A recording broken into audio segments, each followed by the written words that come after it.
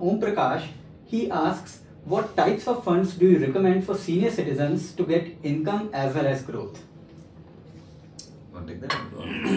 I'll take it because I get more. I've dealt with such questions more than you. But as you were saying that senior citizens have a big challenge at hand, which is interest rates are coming down. They have not been used to market-linked investments, so they have to get used to. They need to really bring in an element of a component in their investment, which will help them protect the worth of their investment. So embrace equity a little bit or more, depending on your need for income. So if you have only 20 lakh rupees and all the income that you generate from it, you will consume. You run the risk of not having enough income from that investment 5 years later, 10 years later, because inflation will require that even a slower pace of inflation will require that you have higher income over time. And the only way to have that is to have a component of equity which will help you beat inflation.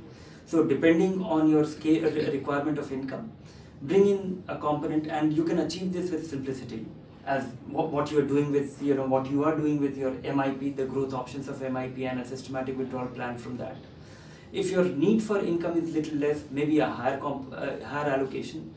If you have a sizable investment and a very small part of that is to be derived as income, then maybe a balanced fund. But make sure that when you are actually going high on equity, make sure that you and that is the portfolio which will be able to beat inflation, and you will be able to provide you inflation adjusted income over time. But the problem is that if you have a high withdrawal rate, and markets are very volatile, you have to make sure that you are not exceeding your annual withdrawal rate is not exceeding 5%. This is one of the thumb rule that maybe senior citizen can also apply, which we discovered as part of our study. So I just took the example of 3 of our funds. I took the example of medium-term plan, dynamic bond fund, and also even liquid fund. And then I've assumed that in all the 3 funds, I withdraw certain percentage of my value every month. I withdraw from that as if I'm getting interest payment. Okay. So I assumed 8% withdrawal. I assumed 7% withdrawal. I also assumed 9% withdrawal. And whenever I receive 9% withdrawal I have done, and definitely at the end of the period of say 5 years, 10 years, you do have value which is little lower than what you would have put money. Yeah. But despite that, you have received your 9% return every month in terms of withdrawal.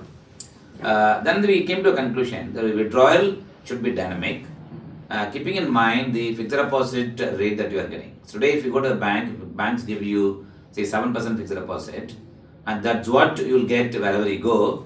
So it essentially means it gives you an indication that you cannot withdraw say 10%. It has to be 7 plus something. The moment you withdraw unreasonably high amount, just because you want 11%. So and therefore you are into your capital. That's it. It will eat into your capital.